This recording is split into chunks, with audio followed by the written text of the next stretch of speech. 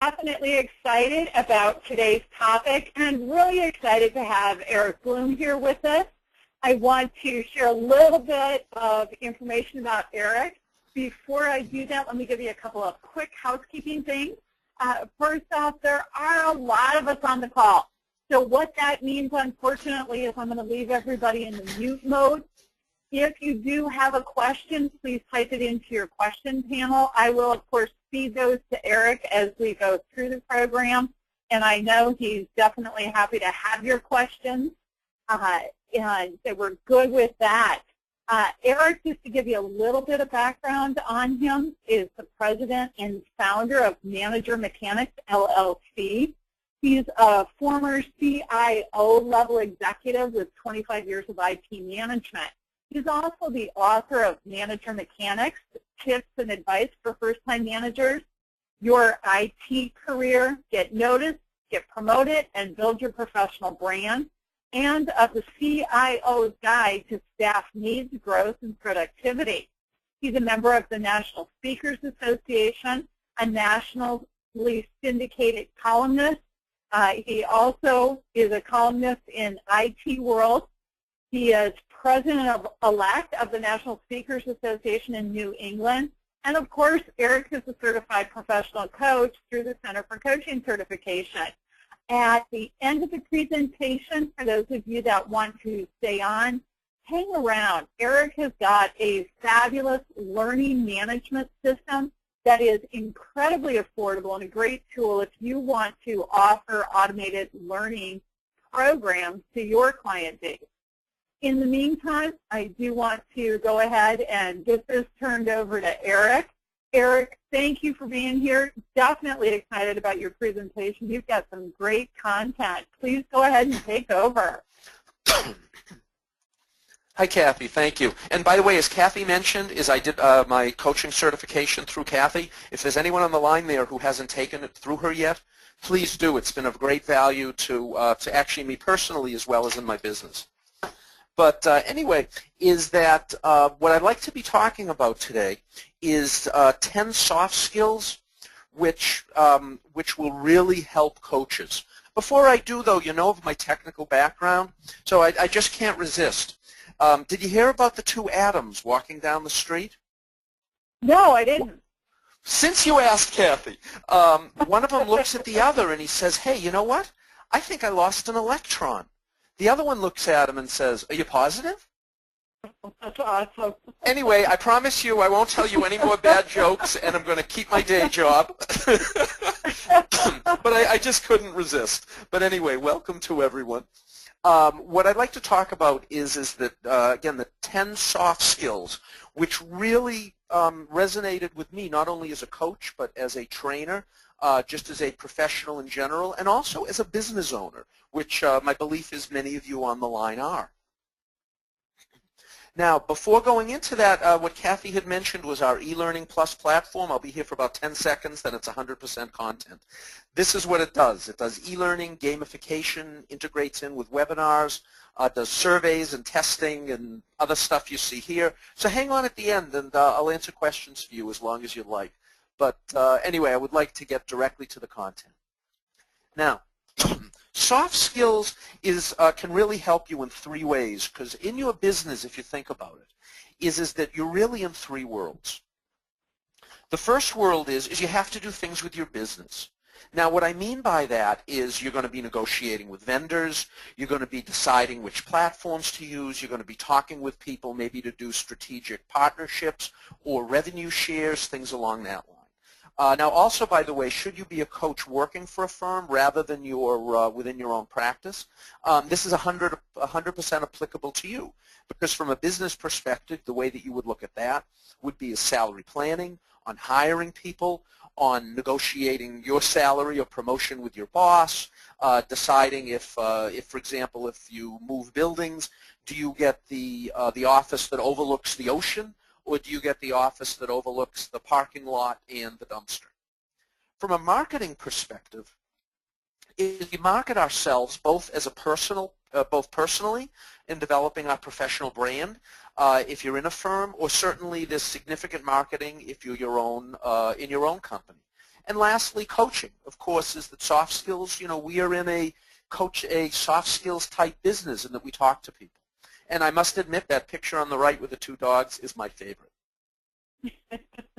Now, if you bring it all together, those three things that were in the previous slide, the business, the marketing, and the coaching, effectively what that does is the business lets you run your company or your department, again, if you're external or internal. There's, finding clients to help. Well, what is that? That's marketing. And last of all is that providing quality service. That's actually the coaching content that you provide. Now, what's interesting is that all three of these need to be in place. You need to be able to sort of keep, run the business, find the people, and perform the task. Those are three generic capabilities required of every professional position. Now, another thing that's beautiful about soft skills in general is that as you learn about them, whether it be negotiation or problem solving or active listening or dealing with difficult people or whatever it may be, it's one of those areas which not only is good for business, but it's also very much of a life skill. I'm going to give you an example of that as a very quick story. One of the classes that we teach is negotiation skills. We teach it obviously within an IT context, as you've heard from us, but also as a general management class. Now, I was starting out the class one day, and I just asked everybody, during the introductions, so why are you taking this negotiation class? What do you hope to get out of it? And what areas are you within your firm? Someone says, well, I negotiate with vendors for office supplies and general business products, can get a better price for the company.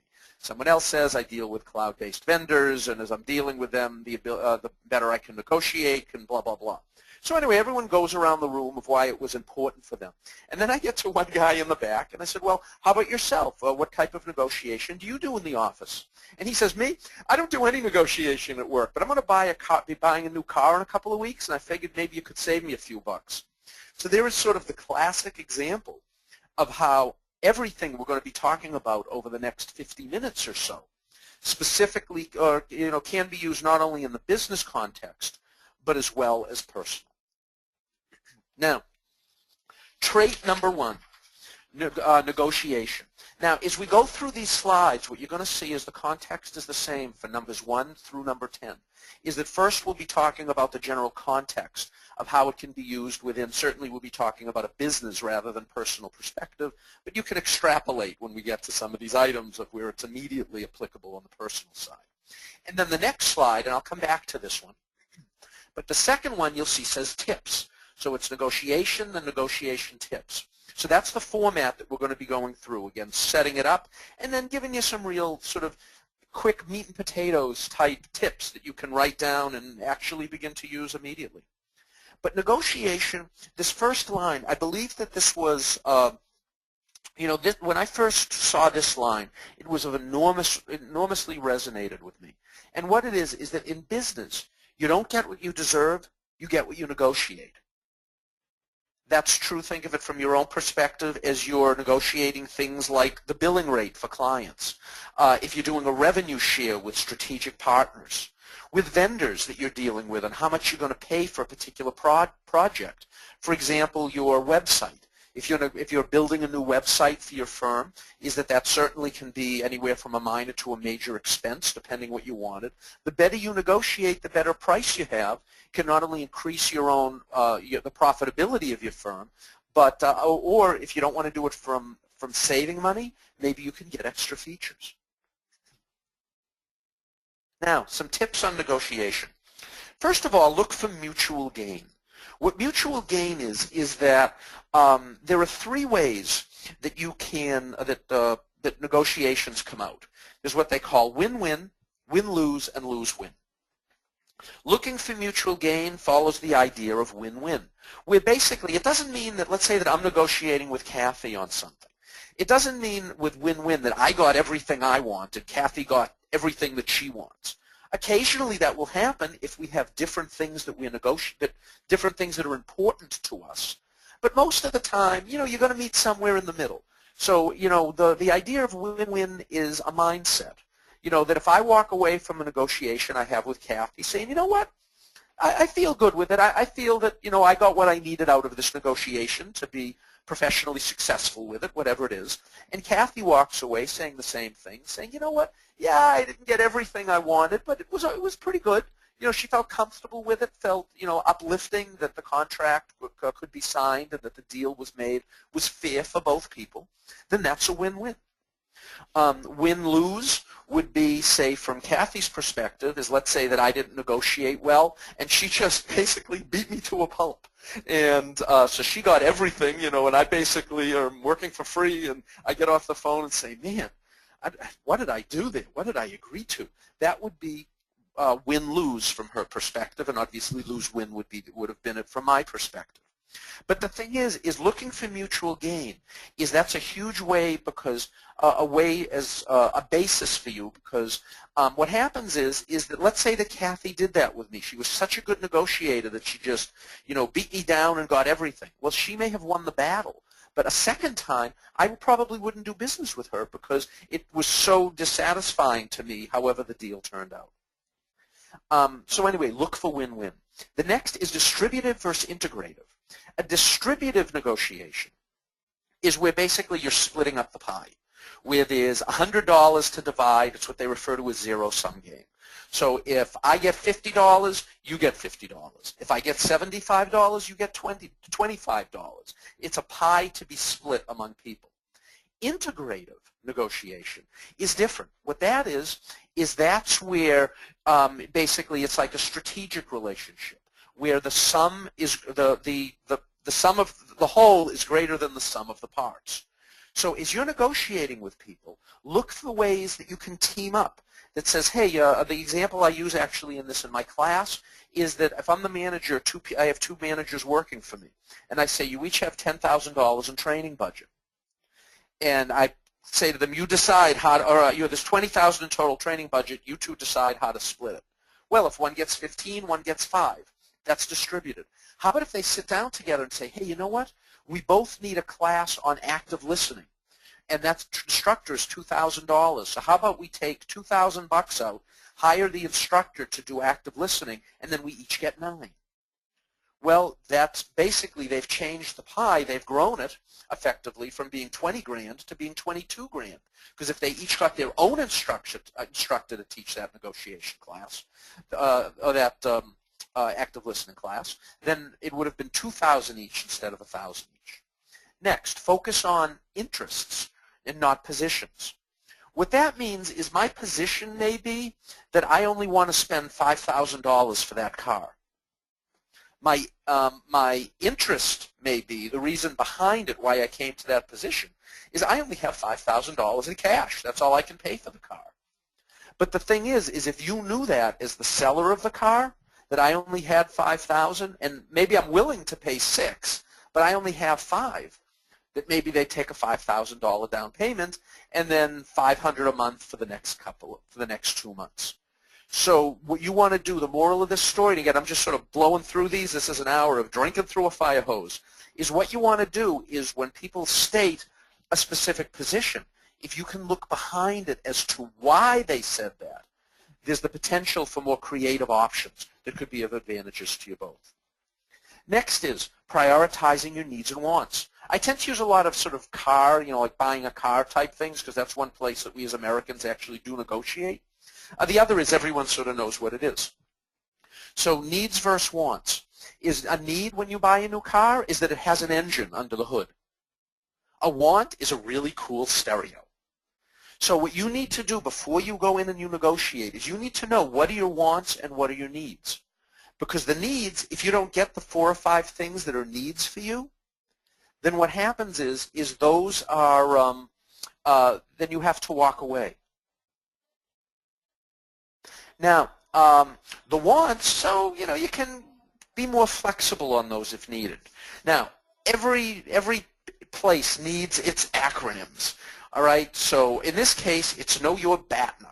What BATNA is it stands for Best Alternative to a Negotiated Agreement.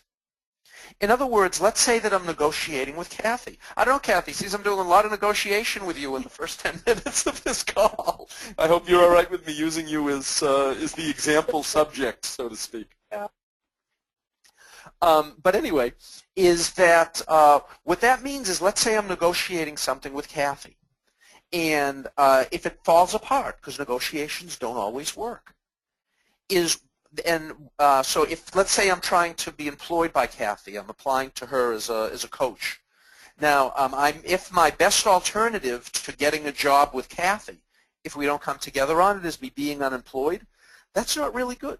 However, if I don't go together with Kathy, maybe what happens is that I have another deal in the works where I might be able to go to work for Cheryl. Is that Cheryl's my wife's name, so that's where that came from. With Cheryl, then my best alternative to a negotiated agreement with Kathy is that I take a job with Cheryl's company. So therefore, it helps me decide how I want to negotiate. And the last thing with negotiation, then we'll move to tip 2, is negotiation is like sports. You can't win them all.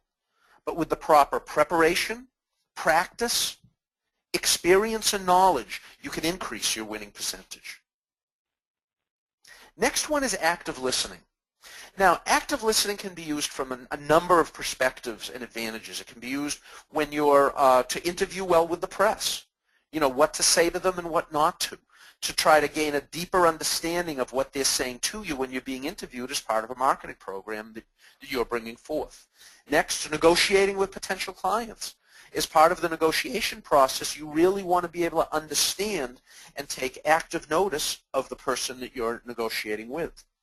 Gain credibility with peers. If you're having a discussion with someone and you're using active listening techniques, among other things, you're showing them that you're really listening and gaining an understanding of what they're saying.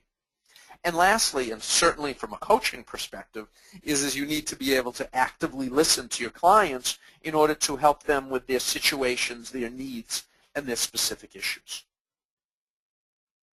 Now, active listening is, you know, it's funny, is when I think of active listening, the first expression that comes, or saying that comes to mind, is that God gave us 2 ears and 1 mouth, so we should listen twice as much as we talk. But beyond that is what we also, what happened here? There we go. But what we also need to do is we need to use it for, we have to make sure that we're not parroting. Sorry, my screen popped back and forth, but it looks like we're back on track. But anyway, is that when you're active listening, is you don't want to be parroting back. In fact, have you ever gotten those kind of phone calls coming from someone who's a telemarketer? Or even better is like if you call Verizon or some other firm with a technical support question. And I won't pick on Verizon. I'll pick on Verizon. Why not? But it could be any vendor in the world. It could be your electric company. And you say to them, hello, hello, Verizon person, my phone is not working. And they say back to you using repeating, which is the first topology component of or type of active listening, is they say to you, oh, I understand that your phone is not working. They basically parroted it back to you. What I always like to say to them, yes, that's true. I'm glad that you understand that I know that you know that my phone is not working. To see if I can get them to sort of continue on that thing. Usually it just throws them off track and it becomes rather funny for us both. But anyway, with active listening, the first is repeating. You're repeating back, you know, components of what was said to you to assure that you understand it and that they know you do. The next level is paraphrasing. You're repeating what they had said, but you're doing it in a more thoughtful way from your perspective, which shows not only that you listened, but you have understanding. And then the third is reflecting, which is more about how you feel on the topic. Now, what I'd like to say as we move away from active listening is I'd just like to say if you haven't had any training on it or whatnot, I strongly suggest that you look it up in Wikipedia, find an online course for it, or whatnot. You know, take some formalized training because it's an incredibly powerful technique if you know how to use it effectively.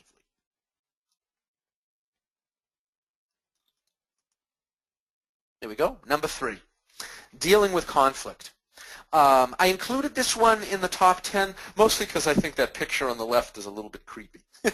I just thought it was a cool picture, so I had to include it. But anyway, is for dealing with conflict.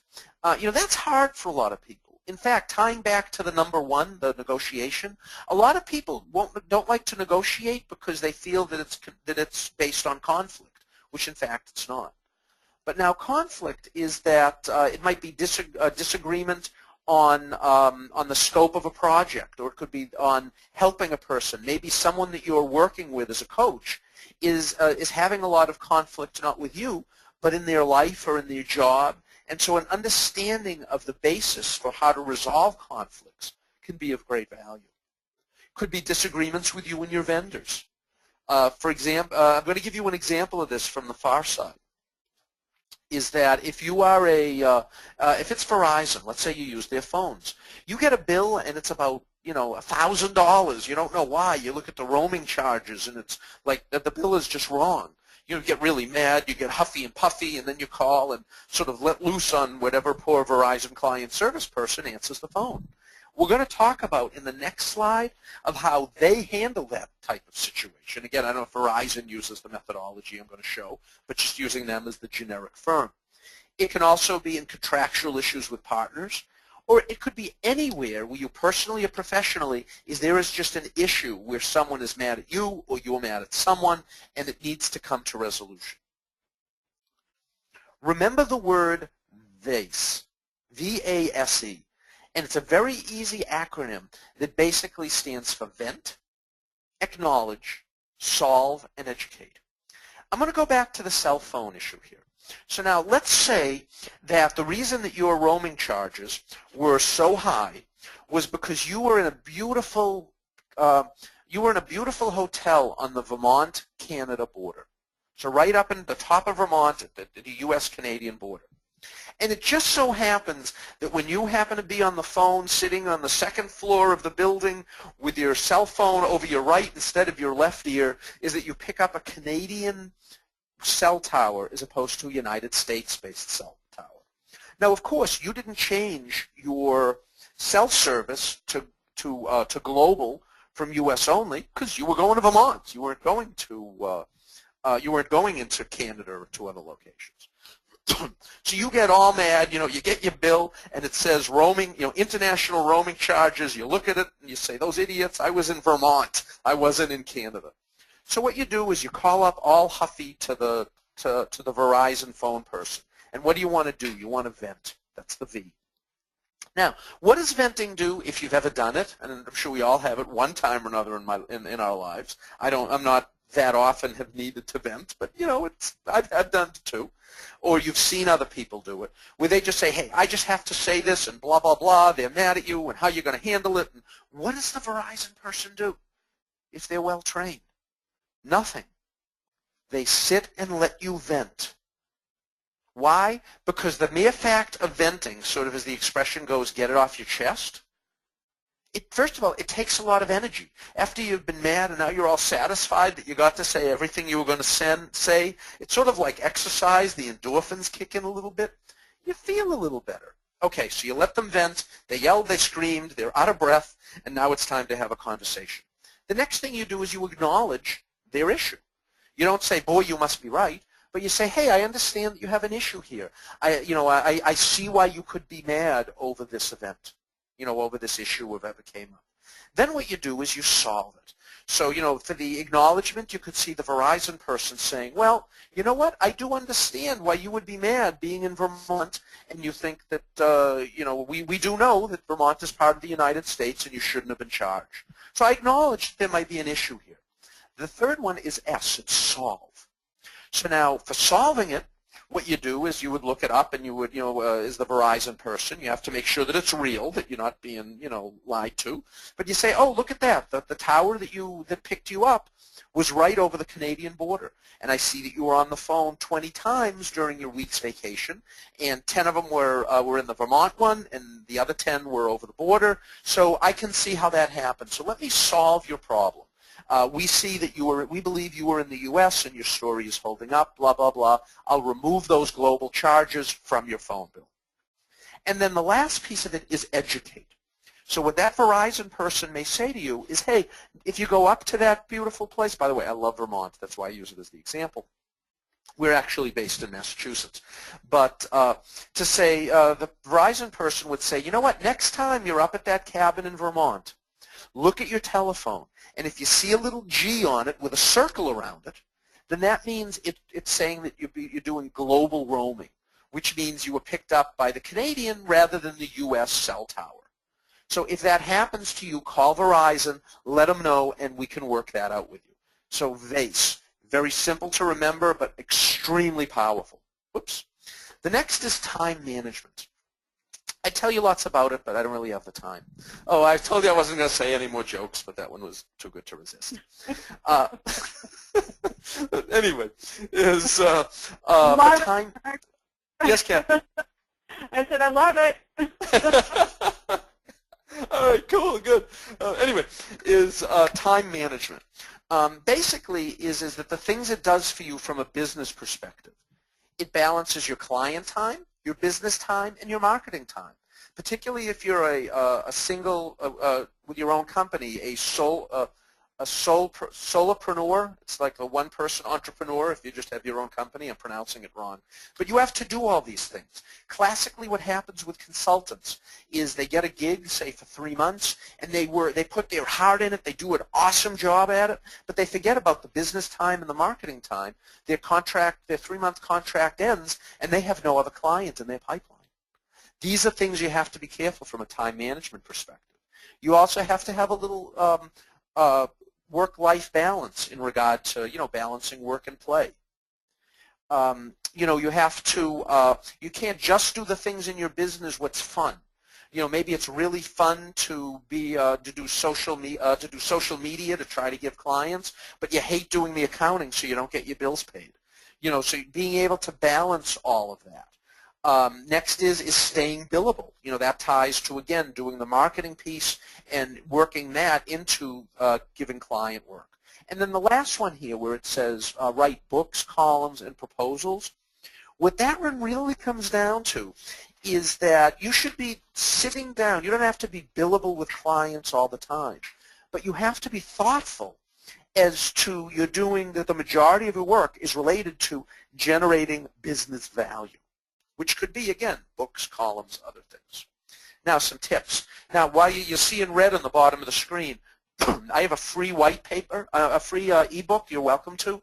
If you go to our homepage, managermechanics.com, you'll see on the right-hand side there's it's in a box. It says free ebook on executive time management.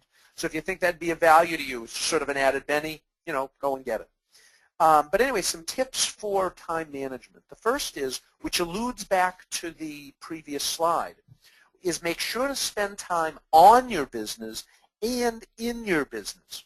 The difference between them is going back to that consulting story. In your business is doing that consulting gig. You're doing the work that your company provides. You're doing coaching. You're doing consulting. You're providing a training class. Obviously, in this case, the context is providing coaching to individuals. But you also have to spend time on the business, namely doing the marketing, paying the bills, keeping your blog up to date, those kind of things. The next is protect your schedule using a concept that we like to call near time, far time. I'm going to use Kathy again as the example. If I said to Kathy, hey Kathy, today is Friday. I'm doing a 3-hour program this coming Monday, and I'd really like you to help me with it and be on it. I mean, what Kathy is going to do, if she's anything like me, she's overbooked and working hard, and which she does, by the way. But anyway, is that, and she'll say, oh my God, I can't do anything Monday. She'll be very protective of her schedule next week. Why? Because we all are. We know the short-term deliverables we have, the things that we're behind on. Maybe we know we have a doctor appointment on a Wednesday morning, all those kind of things.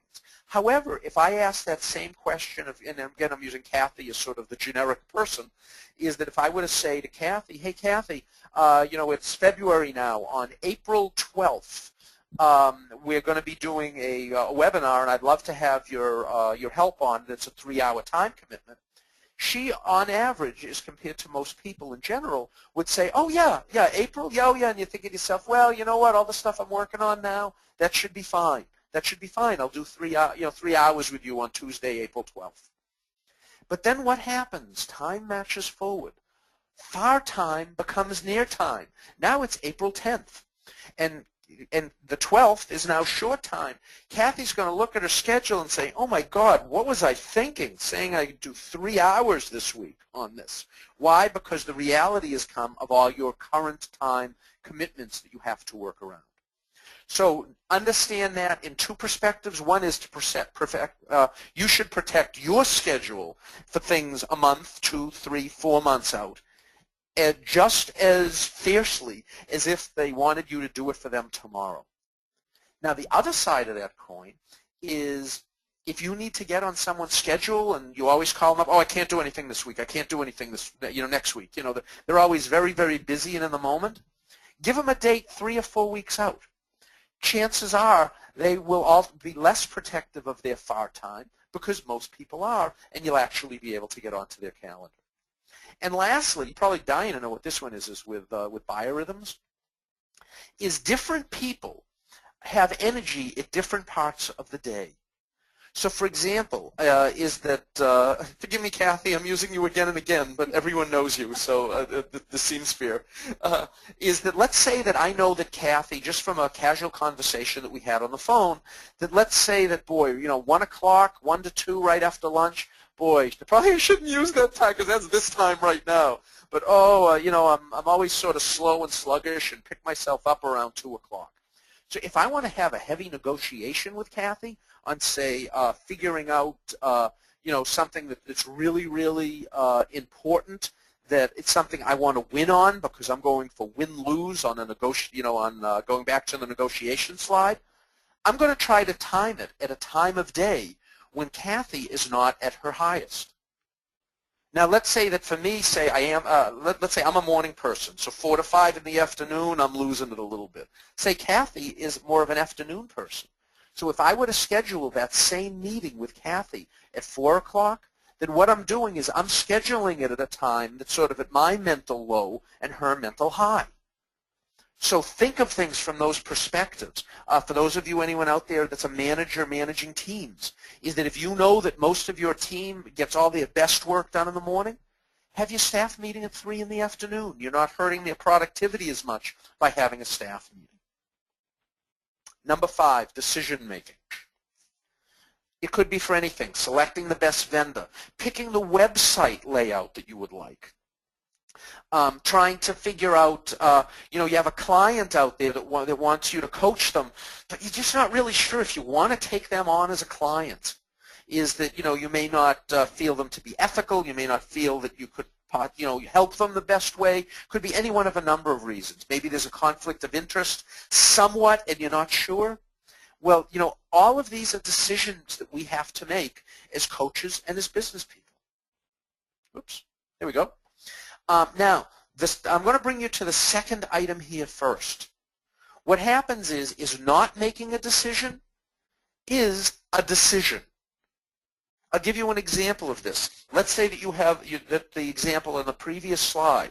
Do I want to take on Mike as a client? Well, it's a little bit of conflict of interest, but it's not. I guess if I can, if I specify it up front and this and that, then if I talk to Joe and so on, but you can't come to decision on it. Well, what's going to happen is if you don't get back to Joe within the next week or so, the decision's made for you because you didn't return the call, and Joe is going to find someone else to coach him.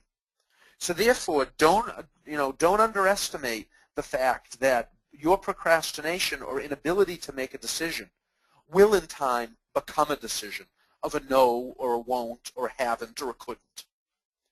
Now, some other tips up to the first item here is that decisions, when people make decisions, this is just a general rule that's been seen again and again in professional studies, is decisions are made using emotions, and then they're justified using logics.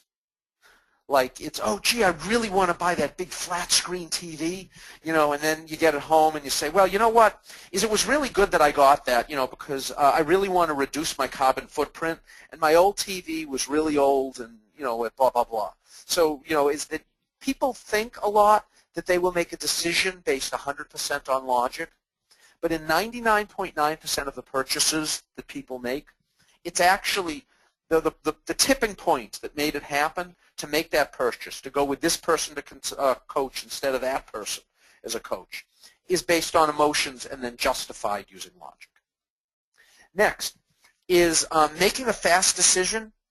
If you can't make a decision on something, make a fast decision quickly. What do I want to have for dinner tonight, chicken or fish? Just say, all right, you know what, I'm chicken. You just pick one and you make it up. And then think about how you feel and say, oh, chicken. I made the decision to have chicken tonight. You know what, I don't really want chicken. Now that I've made the decision for it, it just doesn't feel good. So that will use that as part of the decision process. And then what you'll do, it's just mental gymnastics. And you can say, you know what, fish really is the better answer. So if you can't decide between the two, just randomly pick one, see how it feels, and then either stay with it or know that it was the wrong decision and move away. Next, know your stakeholders. Your stakeholders are all the people that will be impacted by the decision that you make.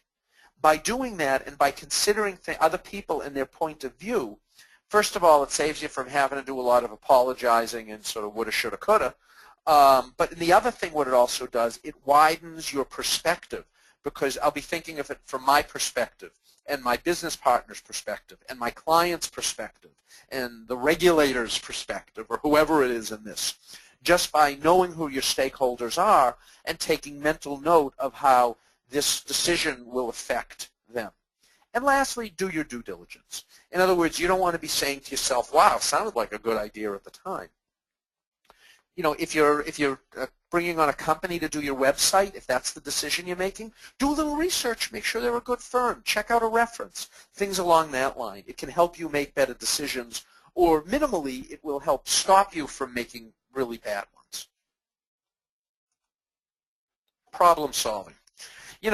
Problems come up from a million different perspectives. It could be a client issue. It could be, gee, my billings are down. My billing time is down. I don't know why. It could be, gee, this marketing campaign that I started. It seemed great, but I don't know why it's not working. Or it could be any other problem, business or personal. But when you look at problem solving, the tips here are come up with a standard way, a methodology that feels right to you.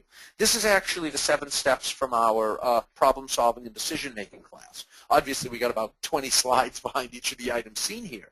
But this is the basic methodology. You have to define the problem. All right, in other words, what is it? How can you personally articulate to yourself what the problem is in a decisive enough way is that you can then begin to make the decision to act on it. In other words, the problem is it's raining out and I don't own an umbrella.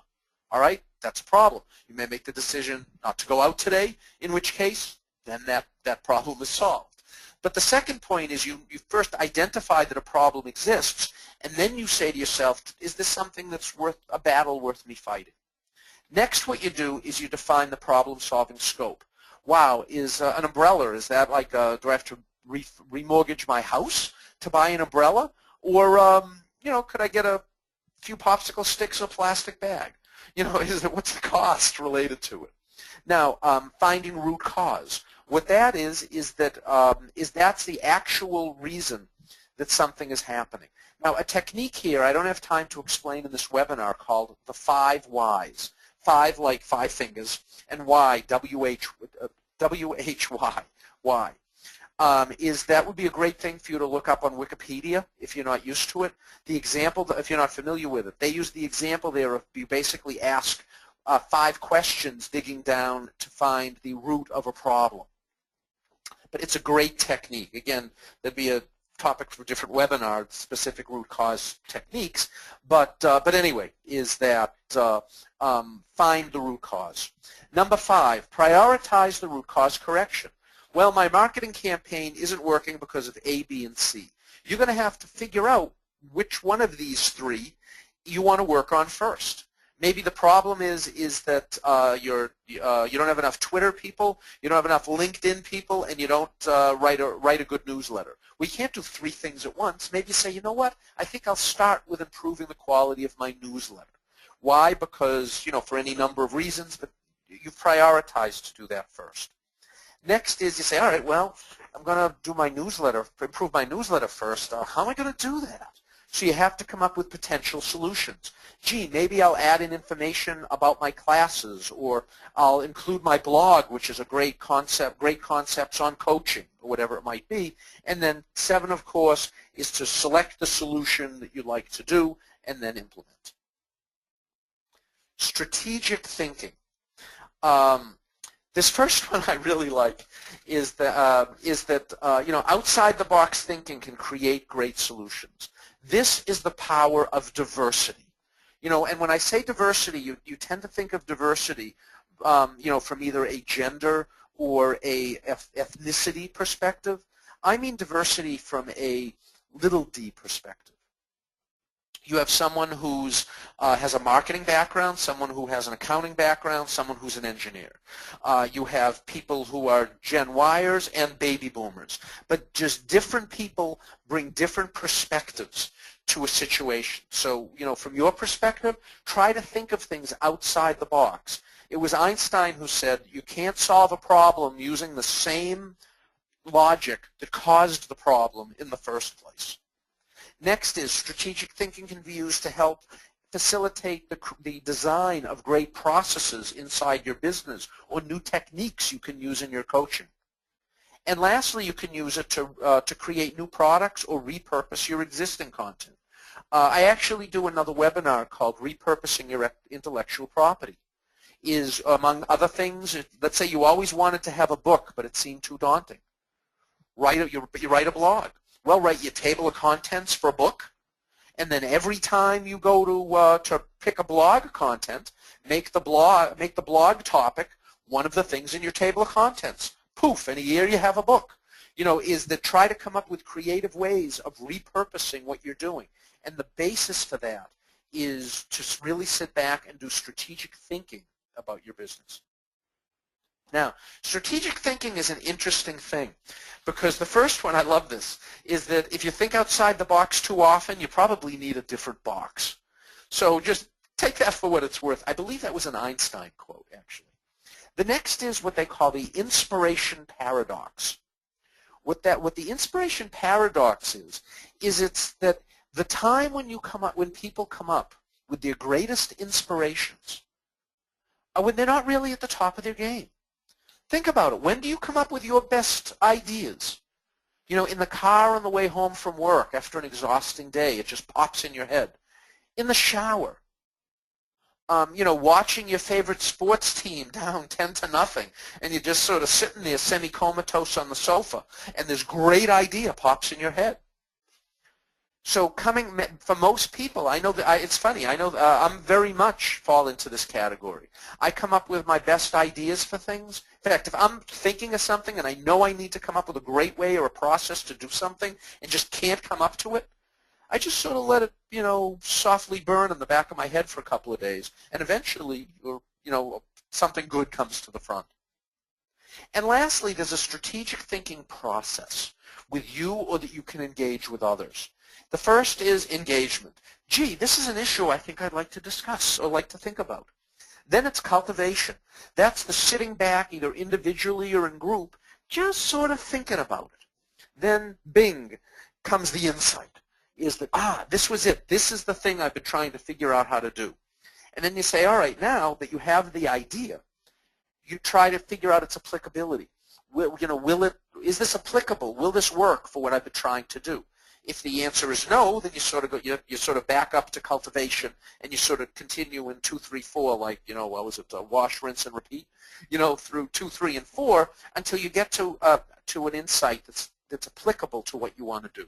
From there, you validate it, and you say, hey, could this work? You do a little due diligence, etc. And then once it works, you articulate it, or you move forward with it, or you do whatever that insight is required by that insight to make it real. Effective writing. The what is emails, client proposals, books, blogs, white papers, ebooks, is whatever you're doing. I mean, as coaches, as professionals, as people who need to do marketing, it used to be in the old days, marketing was where people basically came up with an ad and they say, buy my stuff because it's really good. Now, the majority of marketing, because of the internet and blogs and things like that, is what they call content-based marketing, which is basically people reading your stuff. Going to your website, reading your blog, reading the descriptions of things, listening to a webinar like this one, things along that line. Is the ability to write is of enormous professional value to you. Now, tips on it. Read and pay attention to writers that you like. If you love the Huffington Post, maybe you'd even like to write for it one day, find some of the people there who the way that they write really resonates with you. And listen and pay attention to how they, not just what they're saying, but how they're saying it. How long are the columns? Do they use bullet points? Do they use all prose? Do they put things in parentheses? Do they have little breakout windows that have the top, like the top sentence in the paragraph? How, are they using it in present tense, past tense, first person, third person? Look at it technically from there. Next, training. Take a class on business writing if it's something that you really need to do to be able to expand it, if it's not natural to your skill set, which quite frankly it wasn't to mine. And the next is practice, practice, and practice. That is the key to it. I've been writing my column for Gatehouse Media, the one that's nationally syndicated. I'm in about 250 newspapers a week, give or take. I was looking to pull some of them together on a specific topic. So, I went back, and I've been doing it for like 175 weeks or something like that. So I've had a lot of general management-related content. What I found is that I sort of intuitively knew it, but I went back and I looked at my earliest columns versus the ones in the middle versus the ones maybe a year ago to the ones now, and my writing style has improved. I've gotten better at it.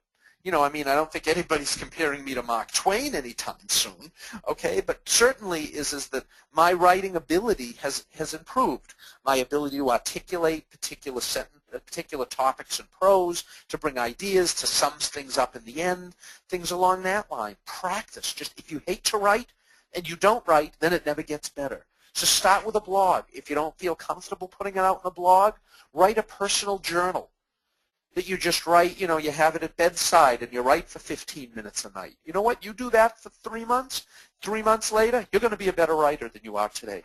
And through that, what you'll do is you'll be developing your personal style.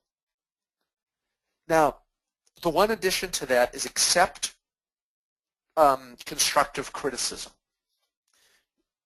Suggestions on how to improve. If you have people who are willing to edit your things, do it. Is that as a writer, editors see my stuff all the time. And you know what? I say that some of them say, oh, I'm so sorry, I didn't like the third sentence in paragraph 3. I say to them, tell me. I want to know. That way next time I write a sentence like that, I can improve upon it. Embrace it. Reach out and ask for constructive criticism. Is there any part of this you didn't like? Well, why? So that I can fix it and that I can improve my style moving forward. Next, presentation skills.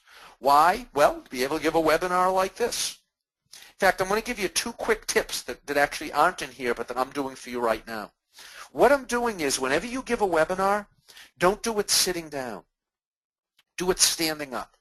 I'm actually, anyone who walks by my office when I do a webinar thinks I'm a crazy person. Why? Because I'm literally I'm pacing back and forth in my office.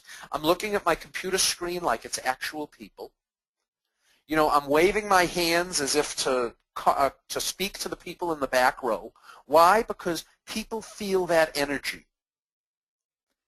The second thing is what you want to do is you want to have a focal point like you're talking to a person. For me, I use the screen. I know other people that will put like a picture of someone on the wall in the back, but I find that a little bit hokey. I just sort of laugh after a while. So I just use the screen. But anyway, is presentations, learn to speak at professional conferences, Teach a class. Presentations that you want to give to client companies where you maybe can be coaching 10, 20, or 50 people. Some tips. Toastmasters International. I am not a member of that organization, so as a result, there's no vested interest in or hidden criteria for me. As Kathy mentioned, I'm a member of NSA, National Speakers Association. We're the NSA we're the NSA that talks, not the NSA that listens. But anyway, is Toastmasters International. They go there. It's the best deal in town to improve your speaking. The difference actually between Toastmasters and NSA is Toastmasters teaches you how to speak well, NSA teaches you how to monetize it. But anyway, practice at local association meetings, your local ICF organization, so maybe you can speak there on a topic. Watch the techniques of other speakers. I'm going to give you an example of this, is if you like storytellers, go watch some of the skits done by Bill Cosby. I'm not personally a big fan of his comedy. I mean, I respect him, but I don't like go running to watch his stuff. But when I want to learn how to tell a story and improve my storytelling technique, I go immediately to his YouTubes. And then watch it, enjoy it the first time through, and then break it down every 10 seconds, 15 seconds. Gee, he's talking about knocking on a door, and he leans like he's actually going to be knocking. Wow, why did he do that? So watch others that you think are good presentation people and learn from their technique, not just listening to their message. And next is watch yourself on video. It hurts, but it helps. I hang around with a lot of professional speakers. In fact, we have our New England monthly speakers meeting, a full day tomorrow. They're very, very good speakers. They do it for a living. But you know what? Everybody hates looking at themselves on video. So just know you're in good company. And number 10, delegation. Now, if you're a manager, obviously delegation has lots of other items you should know about. You have to do it because it's part of your job and blah, blah, blah. But I'm going to speak to this basically from people who are professional coaches, and this one specifically to your own business. Those of you who are managers know the importance or should know the importance of delegation, and that would be sort of a different topic by itself. But delegate things that are non-revenue producing tasks for you. Your weaknesses. Like, for example, I delegate proofreading. I'm moderately dyslexic. If I look at a document that has 3 typos in it, when I'm done with it, it has 4 typos. It's just the way I am. It's a weakness of mine. No, I'm not joking on that. That's true, and I know it. All right, so I make sure I have someone on my staff who's a great proofreader. So hire to your weaknesses, or in this case, delegate things that isn't your strong suit. Delegate the things you don't like to do. Better you delegate them and pay someone off Elance, for $5 an hour to do it, than it not get done and your bills not get paid. And lastly, anything, but don't delegate anything you should be doing yourself. Don't delegate trying to close the deal on a coaching thing. They're hiring you. You should be on that call. So put together your list of things you like or don't like, but you should do. And then you make sure that you work on those, you do those particular items and not delegate them. Now, delegation tips. If you're a very control-oriented person, then you have to convert your control of doing to your control of oversight. Next, build really good processes. If you're going to hand something over to someone else and you really want it to be done exactly like you want it to be done, then come up with a very specifically written process. They're a pain in the neck to write, but once you write them, they can follow your exact direction. Next, audit the completed work often. You have someone doing your accounting for you as part of your business, or handling your social media, or whatever it is. Don't just hand it off like it doesn't exist. Remember, they're the vendor. You're the client. So just keep an eye on it and make sure that it's being done, because the worst thing in the world for you would be to think, say you have someone writing a blog for you. You don't look at it for 6 months because you don't really like blogs. And then you go and look what this person's written for you for the last 6 months, and you're horrified of how you're being presented on the net.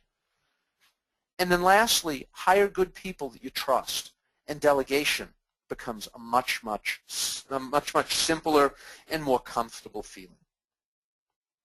From here is a final thought. What I'd like to do is I'd like to say everyone on this call is smart. No one usually disagrees with that one, by the way. But the reason is because if you weren't smart, you couldn't be in the profession that you're in. You couldn't be a professional coach. People wouldn't look at you with respect and say, geez, you know what? I really want to hear what this, I really can be helped by this person. Now, what will happen is if everyone's smart and everyone is trained as a coach, what separates you from the pack? What's going to get you that job as opposed to someone else? The short answer is it soft skills. It's the things that we've been talking about during this webinar. Putting various soft skills together, the things that they do, if they help you market your business, say the speaking. They help you with social media, say the writing. Selling. The hardest part of selling is listening. So that ties directly into active listening. All these things together basically enhance your professional brand. When people say, gee, you know what, I really want to go to Kathy or I want to go to whoever, because I really trust them. They have a good reputation. And what all of these things do that are brought together is they, in fact, help your business grow. So from here, what I'd like to do is I'd like to say thank you. I'd like to turn it back to Kathy. I'd like to say anyone who's interested back on the initial topic I meant to set up front to hang on. And Kathy, back to you. Thank you so much, Eric. That was fabulous. In addition to really going through, hey, these are some skills to be aware of, love the tips. Great ideas, great presentation. So thank you for that. I do want to share with you, I've got a number of people that are just typing in to the panels, letting you know that they thank you, they appreciate it. I have a couple of people that want to see it again. So I am letting them know, just replying to their comments. It is going to be on the YouTube channel, everyone. So if you want to go back and go through it again, he gave you a ton of content. So lots to capture, definitely worth seeing again. At this point, what I'm going to do is invite those of you that do want to hang around, learn about Eric's learning management. And Eric, I'm guessing most of the people on the call are familiar with what the learning management technology is. I am also guessing we've got some people on the call that this is new and different. So I'd love to have you, first off, just a quick explanation of what learning management technology is, and then go into what you have. And by the way, everyone, this is going to be awesome if that's something you're interested in. So hang around for those of you that do want to hear this information. For those of you that wanted the presentation, thank you for being here. We definitely appreciate your positive feedback and your interest in today's webinar. So thank you for that. And Eric, please jump in and talk about learning management. I sure will. I sure will. Thank you. And for those not interested in leaving the call, it was a pleasure having you on. I hope it was of value to you. Thank you. What learning management system really is that I'm going to speak to it from a coach's perspective, is that it allows you, among other things, to increase your revenue stream, increase your online processes and your online presence, and it allows you additional ways to assist your clients.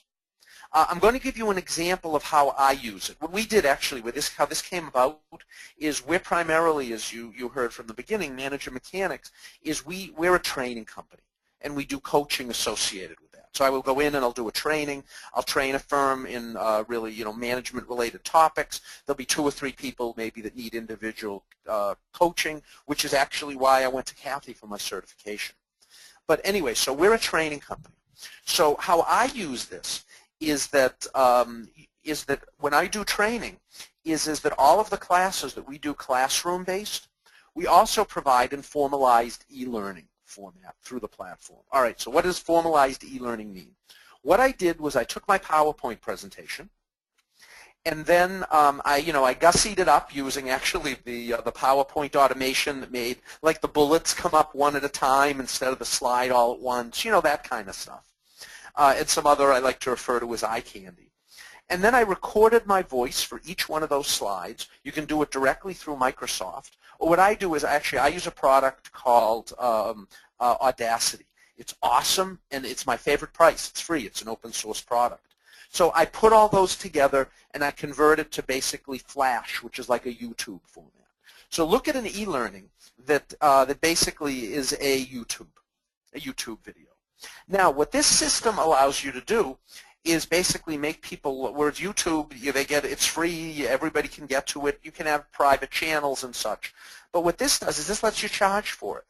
It would allow you to say, for example, you get Staples as a client. I pick on Staples because their corporate offices is about a mile or two from ours. Where let's say I get them as a client.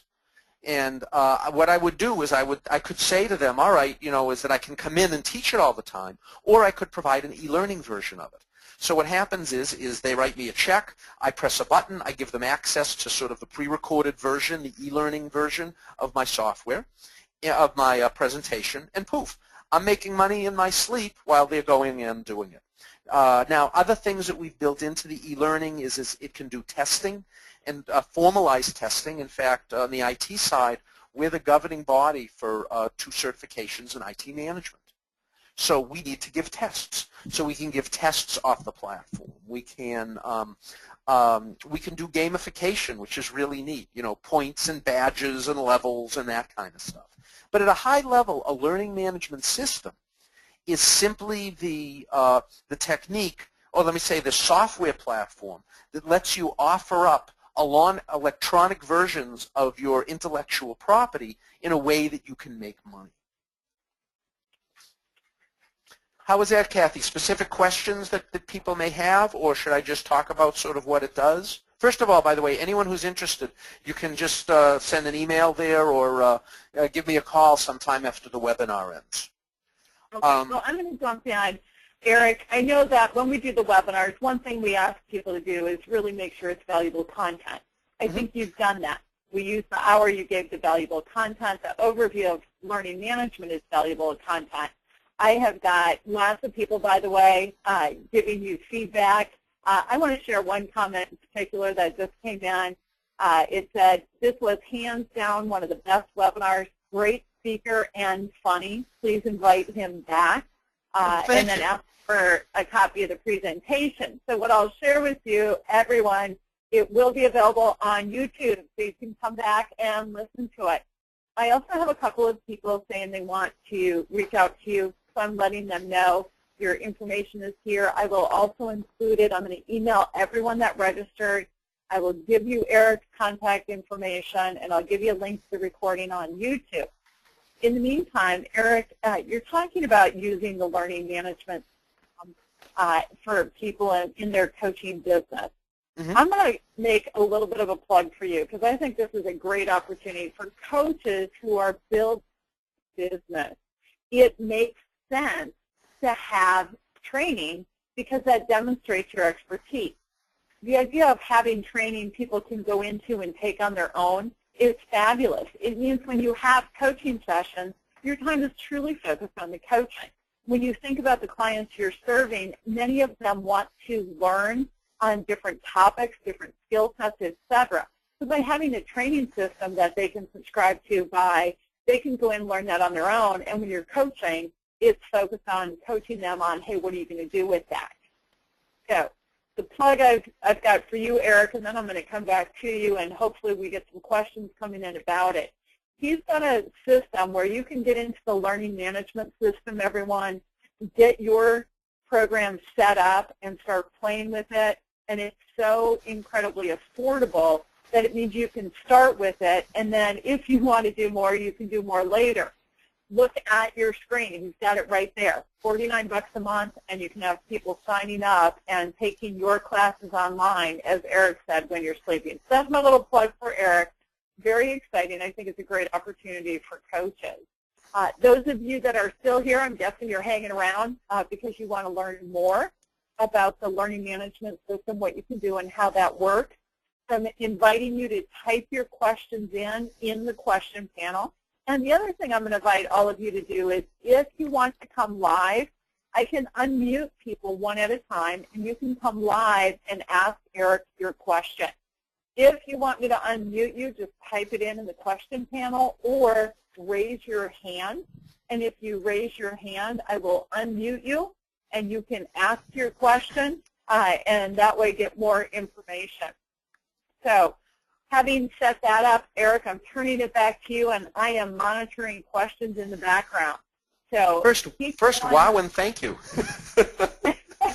You're good. But what I will say is that, rather than talk function and feature, and whether it's sort of my platform or others, let me give you some techniques on how you can use this. As mentioned, for example, is like when I sell our training, I talk to corporations, I tell them that it's also available in e-learning through the platform. And that actually in itself gets me lots of business. The reason is it differentiates me from other trainers, and in your perspective, from other coaches. The reason is because if you go into a company and say, you know what, that you have, I would like to coach these 10 people within your company, but not only can I meet with them one-on-one, but I have this whole set of online classes that they can take, e-learning, between our different sessions to increase the value that you provide to that you're providing to your clients.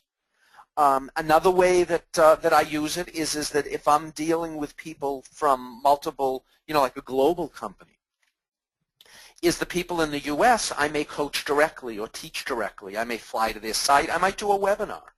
But for those people around the world who couldn't catch it directly, is that you could say, okay, for the people who are local, we'll do it I'll talk to them in person. For those who are around the world, let them go on their leisure and see it. What it also does, it differentiates you from other coaches by having this online material. Now, people say, oh, you're not really that technical in its nature. It's like anything. Being a little bit outside your comfort zone can have a lot of value. Like, I'm going to give you another example of how we use it here. Was it slide, or not, 5 or 6, whichever, number 5 or 6, where I said that I had a white paper there, the ebook on executive time management. My gut feel is that a whole bunch of people went there. What's built into the platform and how I use it in that case is I had a link on my homepage that says free ebook here. Well, they get the ebook for free, but what have I done? I've captured their email address, as part of my social media marketing moving forward. We've all done that. It's sort of fair. All right, give me your email. Give me your email, and I'll give you. Actually, it's like a 20-page paper that we're offering. So it's real value. So the ability to serve those up in a place that where you can collect them, or in the same idea is you want to be making money on some of this stuff. This ebook, we're offering for free. What I could do is I could actually put that in the system slightly differently, and people would have to enter a credit card and pay for it. We do that with our training classes. So anyway, those are the kind of things that you can do with an e-learning platform, or with this e-learning platform, is that it's designed for our business model. Like you, I'm a coach. We also do training, and I do, as you could expect, a fair amount of public speaking. This is my electronic view to the world. The way that we actually set it up is that I'm a user of it, which is really sort of funny. Being a software person by background historically, Kathy mentioned I was a CIO, and that's the sort of the fun joke about electrons at the beginning. But what happened was is that it's funny, I just lost my train of thought. What happened is that in building our platform is that I built it for my company. So what we do is we eat our own lunch. Is that the platform was originally built, eLearning Plus was built for us. And if there was something in it we didn't like, we added in a new feature. Why? Because it was bothering me in trying to do my coaching and training. So it's really interesting is that we were able to build it in that way, and as a result it has all the features of my business plan, which is very, very similar to your business plan, which is coaching and talking to people and then offering additional services that quite frankly make additional revenue on the side. Kathy, any specific questions come in? Or? Yeah, so, and I love this question because they said, what would be an average price for the e-learning programs? And I am going to say thousands to hundreds of thousands, which is one of the reasons I'm really excited about what you're offering. Eric, I'm going to let you jump in on that question too, so that where does that fall in terms of the normal price point? Okay. From a normal price point perspective, we're being it's very aggressively priced. Is that what we wanted to do was by our business model, which is a lot of which of the people are people who are saying, gee, I'd like to step in to the e-learning world, to do web, do all this kind of stuff. So the average prices for these, there are products of these that run for, like as Kathy said, tens of thousands of dollars. There are some that run hundreds and hundreds a month. Is that we've decided to price it at this level because what we want to do is we want to bring it to as many people as possible. The way that we've priced it, originally what we did was we priced it for all volumes. In other words, you get it and you get to use it as much as you want and everything. Well, what happened was a lot of people, when they first step in to the sort of e-learning online world, it takes them a while to get going. They put up sort of one class, and they have 20 people who were registered users and such. So what happened is that we've priced it in a way that allows you to get in and stay at that $49, forever, minus like, what is it, like 3% a year or something, But to stay at that price effectively forever if that's the level you want to use it. So you get full functionality. The platforms, if they exist, that have the combination of stuff like this, like gamification, we directly integrated in with our e-learning, but companies that do gamification, the gamification platforms like Punchbowl, they're hundreds of thousands of dollars to integrate in. You could come up with a coaching process that includes, gamification type capabilities, and you're doing it for $49 a month. It's an yes, so I have sort of business reason to say that, but the truth is that if you look around, this stuff is very, very expensive.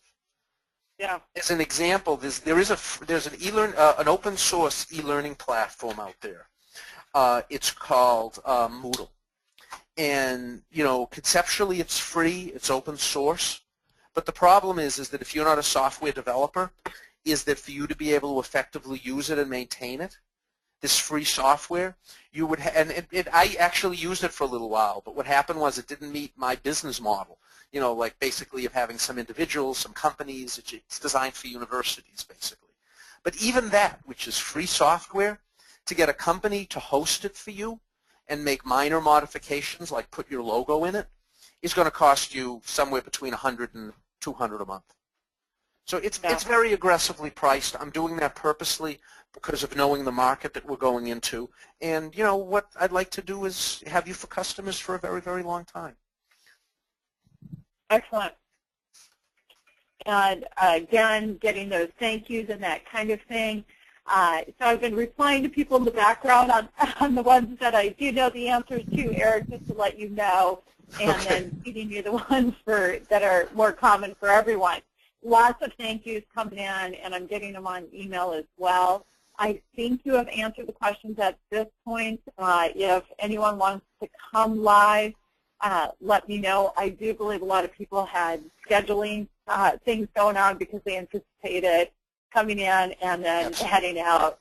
So fabulous presentation. I'll get the link out to everyone to YouTube if you want to see it again, and I will send you Eric's contact information. So thank you all. And Kathy, thank you for allowing me to do this webinar. I'm glad it was of value to your constituency. Yeah, no, it's fabulous. Definitely appreciate it. So thank you. Thank you. Bye-bye.